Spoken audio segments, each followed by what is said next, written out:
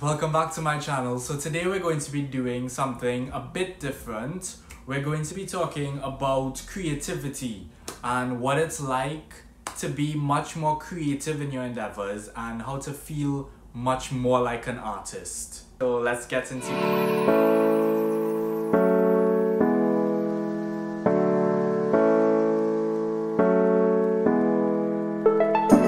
On your whole doesn't just apply to artists, it applies to everyone. So if I talked about painting specifically, or if I talked about drawing, it wouldn't really apply to most artists. So I would create other videos, but I would mainly specify on what it is. But this one is just an overall video for creativity and feeling better about yourself, even if you're doing art at the side of something else, or if you're doing art fully, if you're doing whatever it is. So the first thing we're going to talk about is ideas and brainstorming. What you should have is that every artist, every creative person, doesn't matter if you're a writer, if you're an artist, painter, whatever it is, if you're an engineer, everyone should have like a little creativity book or an idea book.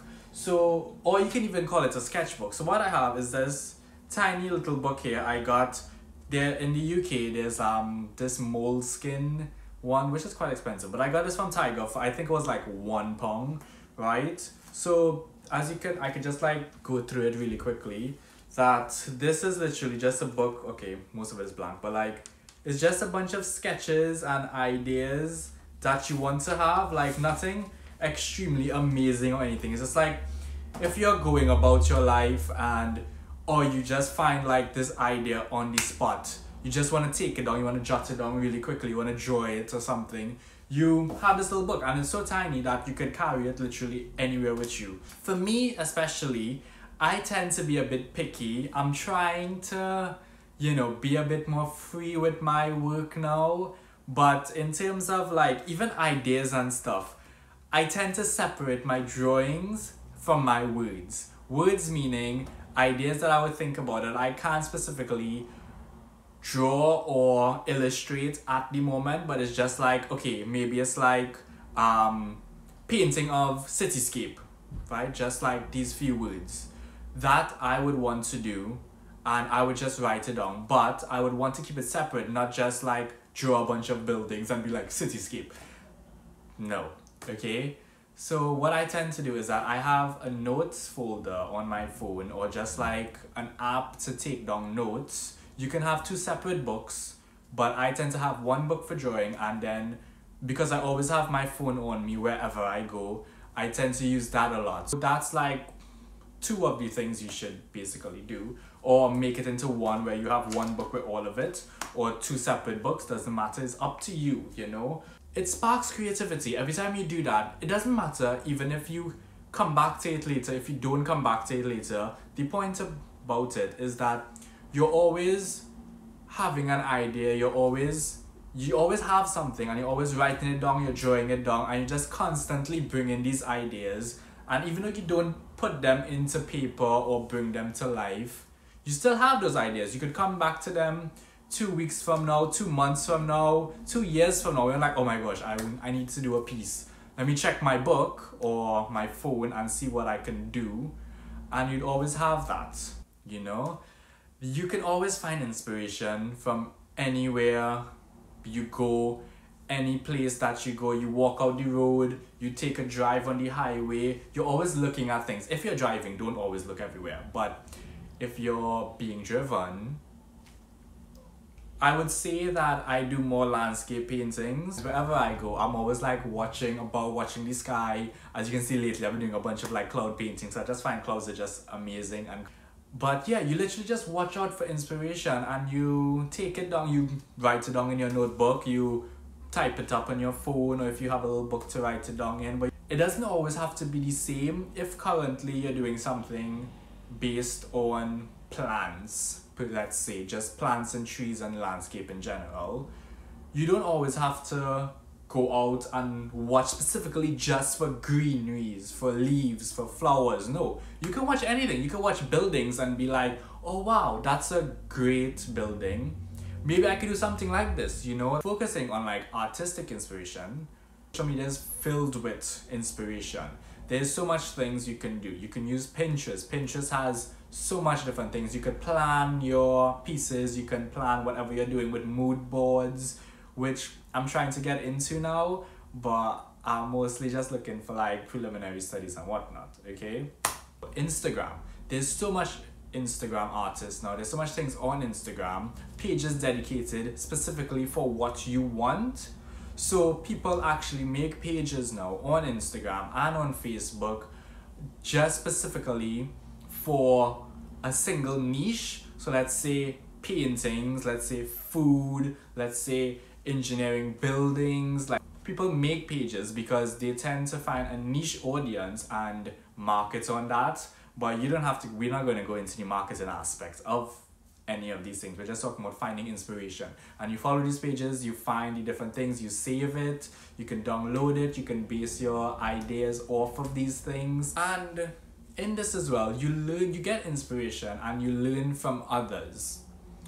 But with art, right now currently, especially during the whole coronavirus situation and the pandemic, a lot of artists have been doing challenges like 100-day challenges and 100-day project, 30 days challenges, art challenge, where they create a piece every day for 30 days, for 100 days, because there's so much new artists out there and you learn from past professionals and masters in art. I say masters because normally we say art masters, but masters, you could be in literally engineering, you could be in mathematics, you know, literally any field whatsoever. You can learn from them, you go through their past work and you analyze it, you look at it, you see what they did, how they did it. Another point to become more creative and feel more like a true artist, or to feel more niched into your field, is to surround yourself with other people within that field. I'm studying engineering, so there is literally hundreds of engineers around me that I made friends with and everything like that, that continue to inspire me, to build upon, to work better, to do different things, right?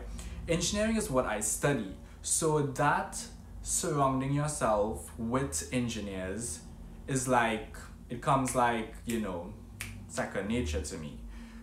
Being artistic and being an artist in the UK while studying is the hard part.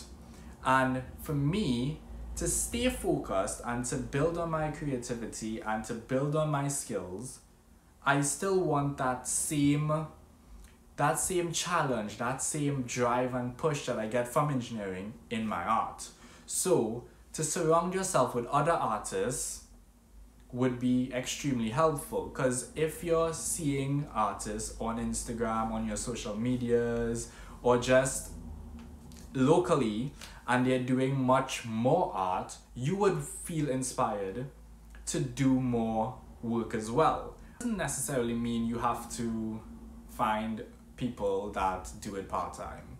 No, you just find people who are doing it, and there will be that drive eventually you will catch on to, that you want to do more as well. To become better and owning your skills, you could watch more tutorials, watch more videos. Like YouTube is massive. You go on YouTube, you search in what you want and you watch the tutorials, you watch people paint. That both inspires you and builds on your skill so that you become much more creative, you know? And the thing is, don't only just watch tutorials, don't even just like sit there and watch a bunch of videos and then go to bed. No. Same day, next day, eventually sometime between watching the video and soon, you would want to do something as well for yourself. Like if you completely don't know how to use watercolor, or you don't know how to do a wash. Well, I'm just saying a wash because an example, right? You watch 5 videos on how to do a wash. You're not just gonna like leave it there and be like, oh yeah, okay, I saw 5 people do it, I can do it. No. Obviously, you would want to do it as well. So after you watch these different tutorials and videos, try it for yourself, go pick up some material and do it. try to do more as well. Don't just like write down ideas in your book and don't do anything about it. Obviously, eventually you want to do it. So do something. I think the final thing I want to talk about is learning the basics. So in every single field, industry, whether it be food, well, cooking, writing, painting, sculpting, whatever it is, you have to know the basics of what you're doing. And not just be like, okay, I want to build a building, you know, or be an architect, right? Obviously, you have to know what a building's about, but you have to know the basics of it, like what it constitutes of, like how to do the simple foundations, the flooring, the roof, how much weight it can hold. For art, I want to focus specifically on color theory, but before we get into that, the basics would be like the medium you use, what are the basics in the medium, if it's watercolor, how to do a simple wash, you know, like light on dark, does it happen, does it not happen, and acrylics, what's different that from acrylics than from watercolor, like how to use the brush, like the simple basics before you get into anything. But what I want to focus on in terms of art and creativity is knowing color theory. You don't know how important color theory is. You know, like no matter what kind of painting you're doing, what kind of artist you are, even if it is you draw with charcoal and pencil, graphite, whatever, if that's black and white, you should still know color theory. Light and dark is very important as well, like extremely important. Know your primary colors, know your secondary colors, know your tertiary colors, know your complementary colors, know your analogous colors. What happens when you mix red with green? What you make when you mix like the complementary colors? What happens when you mix the analogous colors? So when you're doing a painting, you know what goes good with what things, and it's not just a page just filled with color, or if you're doing monochromatic paintings, right? You want to know the lights and darks, the hues, the contrast between one to the next. Every artist should know at least the basics of it before they start painting, before they start doing anything. Right, I think that was just a few tips on finding inspiration, how to be more creative in your industry, especially in art. And I really hope this was helpful, and tune in for much more content to come. Please drop a like and a subscribe and a comment if you like it. Go follow my socials, do everything whatsoever you want to do. Honestly, just I love the support and I want to keep creating more content like this. Let me know your feedback because this is a bit new. In my previous videos, I've been doing a bunch of just speed paintings and well, a bit of vlogging. But this one I want to help bring more creativity and help other artists in literally the entire world. And let me know down below what more I can do, what different types of videos I can make. I have a few ideas, but most of them revolves around artists, and I don't want to be repetitive throughout all of them. So if you think there was a certain point that I missed that could have helped, which I believe there is many other points that I could have said, but I just wanted to be a bit broad in what I was saying. Okay, I hope you like this video, so thank you.